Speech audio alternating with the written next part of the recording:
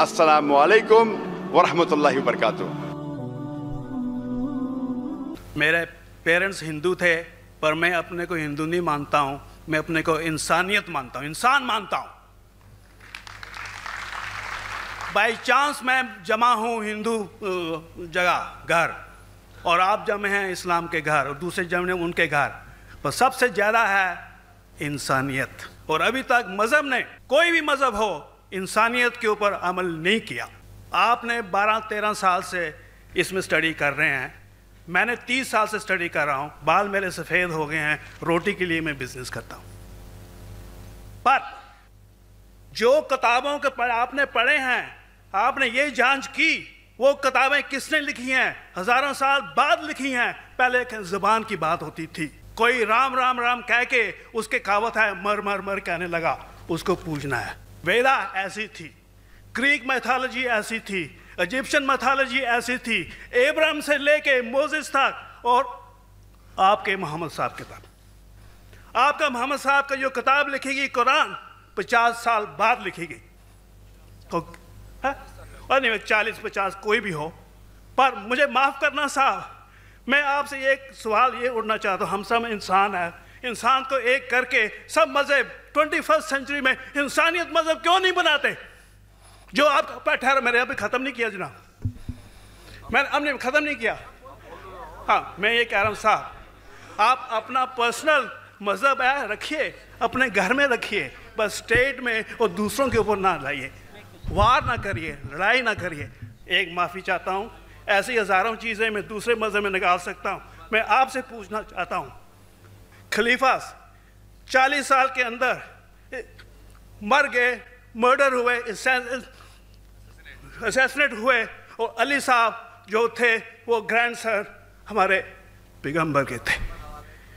ये चीज़ों के हवाला दूसरों में भी है, मैं हज़ारों दे सकता हूँ, पर इसका सवाल मैं आपसे कहना चाहता हूँ। भाई साहब ने अच्छा सवाल पूछा, लंबा था, तकरीर थी छोटी। भाई साहब ने कहा कि वो हिंदू धर्म में पैदा हुए लेकिन हिंदू नहीं है, इंसान हैं। क्यों ना हम एक मज़हब इंसानियत बनाते हैं? उनका जो कहना है वो इंसान है। भाई साहब, हर शख्स, हर इंसान जो पैदा होता है वो इंसानी होता है, लेकिन सिर्फ इंसान होना काफ़ी नहीं है। इंसान होना ज़रूरी है। हर मुसलमान पहले इंसान होना ज़रूरी है उसे। इस्लाम की सारे बातें, एक भी बातें मैंने कहा मैं तकरीर में, इंसानियत के खिलाफ नहीं है। एक भी बातें मैं चैलेंज करता हूँ, आप एक भी बात इस्लाम की बुनियादी बात बताओ जो इंसानियत के खिलाफ है। मुसलमान होने के लिए अच्छा इंसान होना ज़रूरी है। अगर आप अच्छे इंसान नहीं हैं तो मुसलमान हो ही नहीं सकते। लेकिन सिर्फ अच्छा इंसान होना काफ़ी नहीं है। मिसाल के तौर पे डॉक्टर बनने के लिए 10वीं पास करना ज़रूरी है, फिर 12वीं, फिर डॉक्टरी। तो मैं कहूँगा डॉक्टर बनने के लिए स्कूल पास करना ज़रूरी है, लेकिन स्कूल पास करना काफ़ी नहीं है। तो इस्लाम में अच्छा मुसलमान बनने के लिए अच्छा इंसान बनना ज़रूरी है, लेकिन सिर्फ अच्छा इंसान बनना काफ़ी नहीं है। समझ रहे? क्यों? क्योंकि इंसान को जिसने पैदा किया उसकी इबादत करना ज़रूरी है। जिसने आपको पैदा किया, जिसने आपको पैदा किया, उसकी अगर आप इबादत नहीं करेंगे तो इंसानियत के नाम पे कलंक है। आप कहते हैं कि मज़हब, जितने मज़हब है सब भेदभाव पैदा करता है, नफ़रत पैदा करता है। आपने कहा, शंकराचार्य ने बिल्कुल सही कहा। शंकराचार्य ने कहा कि कोई भी मज़हब नहीं सिखाता कि आपस में भेदभाव करना। उनकी भी स्टडी है, मेरी भी स्टडी, आपकी भी स्टडी है। आपने कहा कि मैंने 10-12 साल किया, आपने 30 साल किए। अगर आप 30 साल किए उसका मतलब नहीं कि आप मुझसे अच्छे हैं, ज़रूरी नहीं है। मैंने नहीं कहा कि आपने कहा, मैंने ये भी नहीं कहा कि आपने कहा। मैंने कब कहा कि आपने कहा? मैं कह रहा हूं, मैंने कब कहा कि आपने कहा? मैं कह रहा हूं क्योंकि आपने कहा कि अब 30 साल की स्टडी की। मैं हिंदू मज़हब पे भी चंद साल के, अल्हम्दुलिल्लाह सुम्मा अल्हम्दुलिल्लाह, कई शंकराचार्य से बात की, कई स्वामी जी से बात की, कई प्रीस्ट और फादर से अमेरिका में की, मैं तो अभी तक जवान हूँ माशाअल्लाह, अल्लाह का फजल है, अल्लाह का फजल है। आपने कहा कि मज़हब भेदभाव करता है, ये कहना बिल्कुल गलत है। मज़हब भेदभाव नहीं करता। जो मज़हब के मानने वाले हैं वो मज़हब को सही तरीके से नहीं समझते हैं, इसीलिए भेदभाव पैदा करते हैं, वो अलग बात है। गलती है मज़हब के मानने वाले की, मज़हब की नहीं। ये कह रहे हैं कि मज़हब की, मिसाल के तौर पे एक मर्सिडीज़ कार है, मर्सिडीज़ कार है, मुझे ये जानना है कि मर्सिडीज़ कार कितनी अच्छी है। तो एक ड्राइवर मर्सिडीज़ कार चलाते जो ड्राइविंग जानते ही नहीं और मर्सिडीज़ कार को ठोक देते, तो किसकी गलती है, मर्सिडीज़ गाड़ी की कि ड्राइवर की? अगर आपको जानना है मर्सिडीज़ कार कितनी अच्छी है तो आपको ये देखना चाहिए स्पेसिफिकेशन, उसका पावर कितना है, हॉर्स पावर कितना है, माइलेज कितना है, सेफ्टी मेजर कितना है, उसकी तहकीक करने के बाद आपको कहना चाहिए कि कितनी अच्छी मर्सिडीज़ कार है। अगर जानना चाहिए कितनी अच्छी है तो उसको बिठाओ जो ड्राइविंग जानता है। तो इसीलिए इस्लाम को जानने के लिए मुसलमानों को मत देखो, अगर देखना है तो मोहम्मद सल्लल्लाहु अलैहि वसल्लम को देखो।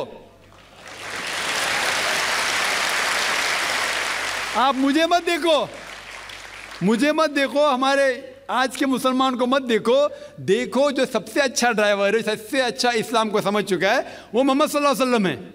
उनको देख के इस्लाम की तहकीक करो, और तहकीक करने के लिए आपको इस्लाम की किताब पे जाना पड़ेगा। और आपने जो कहा आखिर के अंदर कि सारी मज़हब किताब बाद में लिखी गई, पहला कहना था, आप काफ़ी हद तक के सही है, आप काफ़ी हद तक के सही है कि आप बिल्कुल सही फरमाते, लेकिन ये कहना कि सारी मज़हब की किताब उसमें गलती है। अक्सर मज़हब कितने किताब है, वेद हो, उपनिषद हो, बाइबल हो, ओल्ड टेस्टामेंट हो, न्यू टेस्टामेंट हो, आपने कहा मूसा अलैहिस्सलाम से लेके वहाँ से था, लेकिन आखिरी में जो आपने गलती की मोहम्मद सल्लल्लाहु अलैहि वसल्लम, वहाँ गलती की। आखिर में आके आप अटक गए, आखिर में आके आप फंस गए। आपने शायद इस्लाम का मुताला सही तरीके से नहीं किया होगा, आपने शायद अरुण शुरू की किताब पढ़ी होंगी। अगर आप कोई मज़हब का मुताला करना चाहते हैं तो जो मज़हब को समझ चुका है उसकी किताब पढ़ो। आप अगर अरुण शुरू की किताब पढ़ेंगे और इस्लाम के मुताला करा कहेंगे, ये किधर का सही फैसला है?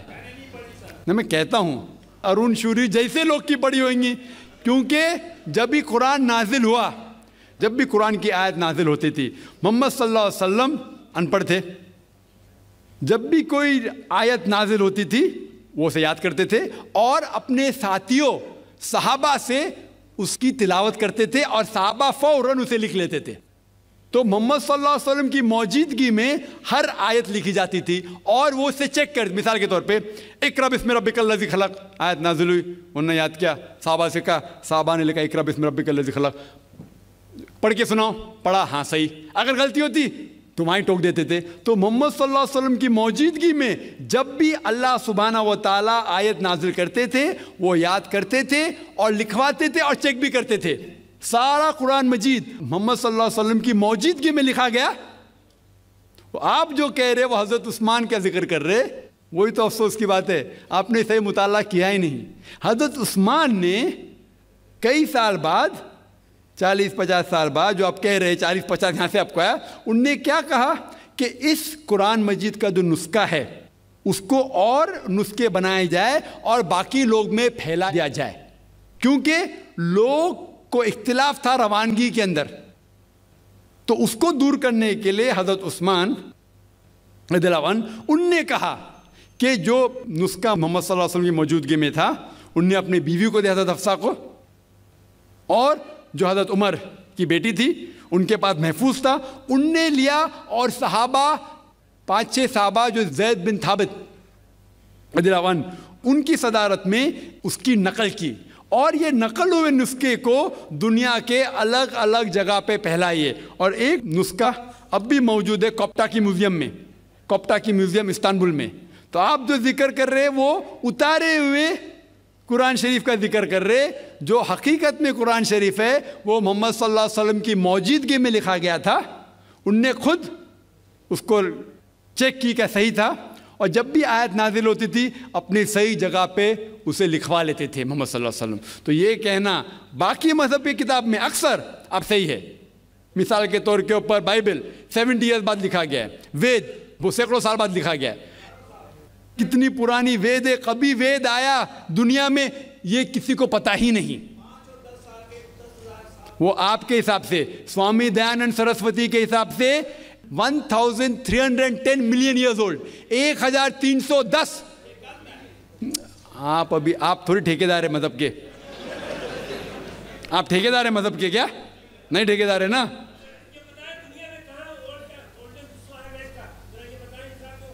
हाँ इसलिए ओ भाई साहब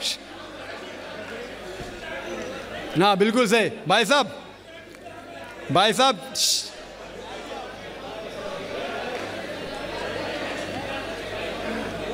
साहब इसीलिए इख्तिलाफ जो है ये कम इल्मी के वजह से।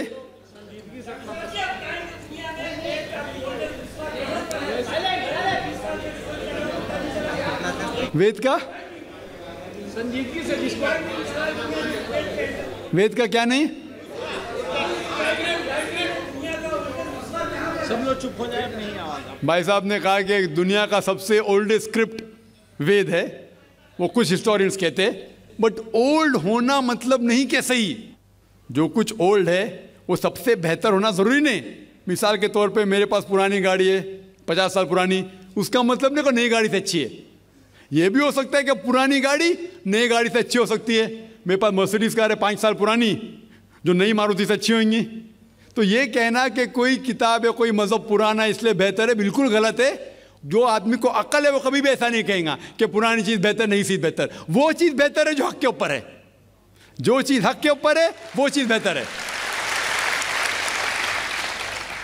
तो भाई साहब आपकी जो तहकीक है मजहबी किताबों पे ज़रा कमज़ोर और गलत है। आपको फिर से और 30 साल लगाने पड़ेगा इंशाअल्लाह। अल्लाह एक है, इसमें किसी का झगड़ा नहीं है।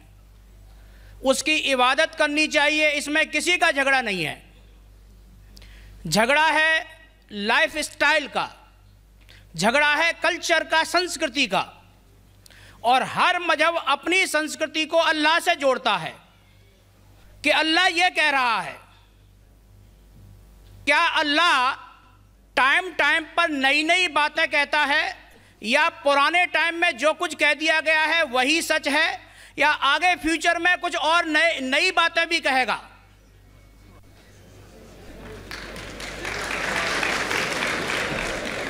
भाई साहब का अच्छा सवाल था कि किसी को दो राय नहीं कि अल्लाह एक है, भगवान एक है। सब मानते कैसे उसी की इबादत करना चाहिए, लेकिन हर मज़हब अपनी कल्चर, अपनी संस्कृति को देख के स्टाइल बदलता है। तो अल्लाह ताला जो पहले कह चुका वो अभी भी सेम है कि टाइम टाइम पे बदलता है। भाई साहब का सवाल अच्छा है, लेकिन ये कहना चाहता हूँ जवाब देने के पहले, उन भाई साहब ने कहा कि सब मानते हैं कि अल्लाह एक है। ये मैं नहीं मानता हूँ कि सब मानते, मैं नहीं मानता हूँ कि सब मानते। ये मेरा फील्ड है, ये मेरा फ़न है गैर मुस्लिम से बात करना। मैं ये नहीं मानता हूँ कि हर गैर मुस्लिम मानते अल्लाह एक है, कि भगवान एक है। कई लोग भगवान में मानते ही नहीं, नास्तिक कहते हैं। और जो लोग कहते हैं भगवान में मानते हैं, हर कोई एक में नहीं मानता। कितने लोग 3 में मानते, कितने लोग 100 में मानते, कितने लोग सब कुछ भगवान मानते हैं। तो पहले आपके जो सवाल का जो पहला था, हर इंसान मानता है भगवान एक है, उससे मैं मुत्तफिक नहीं हूँ।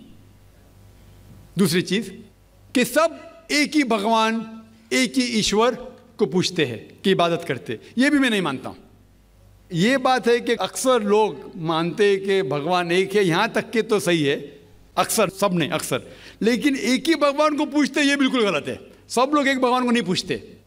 मिसाल के तौर पे अक्सर कुरान की आयत है, कुरान की आयत है कि जो लोग कहते हैं कि एक भगवान को मानते हैं लेकिन और को भी पूछते हैं, उसे कहते हैं शिर्क।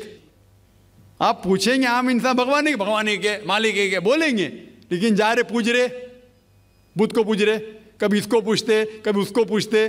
तो ये आप अगर धर्म की किताब पढ़ेंगे, बाइबल पढ़ो, वेद पढ़ो, ये सब इसकी मुमानियत है। ये हराम है कि किसी और को पूछना। इसके बावजूद धर्म के मानने वाले अक्सर दूसरी चीज़ को पूछते हैं जो बिल्कुल गलत है। तो ये कहना कि इंसान एक ही भगवान में मानता है और उसी को पूछता है बिल्कुल गलत है। आप देखेंगे आम तौर पे जो फ़र्क है कि जो कुरान की आयत ताला इला कलमतिन सवाइन बैना बैनकुम, आपस में उस चीज़ पे आओ जो हम और आप में यकसा है। सबसे पहली बात है अल्लाह नाबुद इल्लल्लाह, कि हम एक ही ईश्वर, एक ही भगवान की इबादत करें। एक ही भगवान में मानना काफ़ी नहीं, मानने के अलावा उसी की इबादत करना और किसी की नहीं। आपका अहम सवाल कि हर मज़हब एक ही भगवान कहता है, ये बिल्कुल सही है। एक ही भगवान की इबादत कहना कि बिल्कुल सही है, लेकिन अपने तहजीब के हिसाब से बदलते रहता है, ये कहना गलत है। और अल्लाह ताला कितने बार बदलता है? ये कह सकते हैं कि टाइम जाने के वजह से किताबें बदलती गई। अल्लाह का जो पैगाम है, बेसिक पैगाम, वो सेम है, वो बदलता नहीं कि अल्लाह एक है, एक ईश्वर की इबादत करो, वो बदलता नहीं। उसके कुछ चीज़ें, ऊपरी चीज़ें शायद बदले। मिसाल के तौर पे किस तरीके से इबादत करना, हम जिस तरीके से सलाह पढ़ते हैं वो 1400 साल पहले मोहम्मद सल्लल्लाहु अलैहि वसल्लम पैगंबर के ज़रिए नाजिल हुआ। लेकिन जो मेन है कि एक ही ईश्वर है, एक ही ईश्वर की इबादत करना चाहिए, वो कभी भी नहीं बदलेगा। लेकिन टाइम जाने के वजह से जो मजहबी किताबें लोग बदलते गए।